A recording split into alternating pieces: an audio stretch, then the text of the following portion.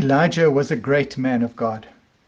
He is best known for calling on God to set fire to a pile of wood, which of course he had first doused with water, and God responded. As a result of this, 450 prophets of Baal were executed, which did not make Elijah very popular, and he received death threats. Enough is enough, thought Elijah, and off he went into the desert to escape. Elijah the prophet, the man whom God had used so mightily, wanted to die. He even asked God to take his life because he had come to the conclusion that he was a failure. As we look around the world today, Ukraine, Russia, Turkey, Syria, South Africa, we see people in deep despair, in abject poverty and misery, at their wits' end. Maybe these people seem so far removed from us that it doesn't affect us so much. How can we help anyway? But then we meet real people, good people, God-fearing people, people who we actually know. These folk may have been affected by load shedding or lost their jobs, who are battling to put bread on the table, who have had homes destroyed by the latest rains and floods, whose child is suffering from a condition that the medical people say is hopeless.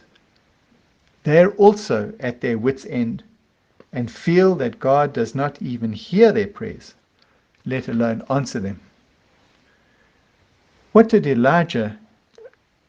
God do for Elijah? Over a few days, Elijah slept, hoping to die. An angel provided food and drink.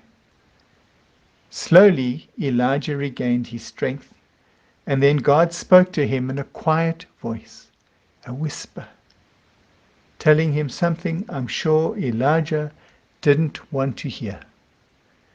Go back to where you came from.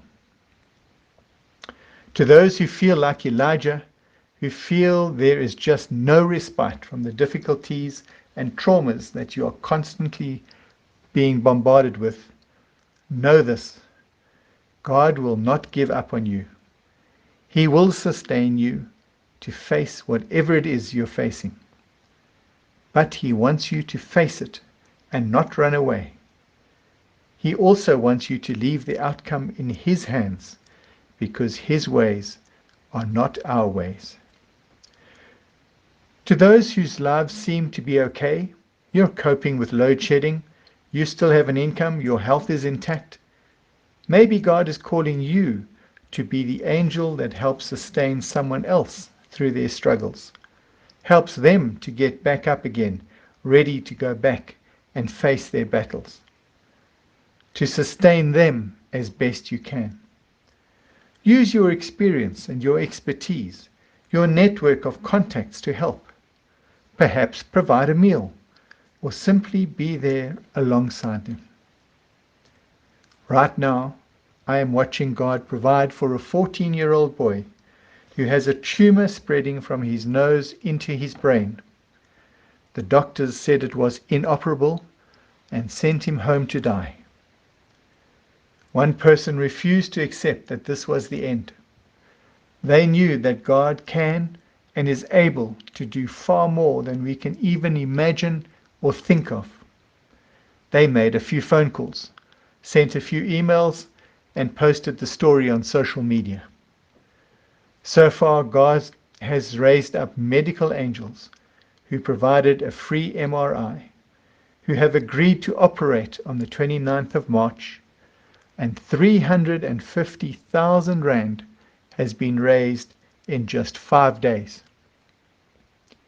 I don't know what the outcome will be, but I do know that through the love and support of many, many people, this family has been given hope and is being sustained through a very traumatic period.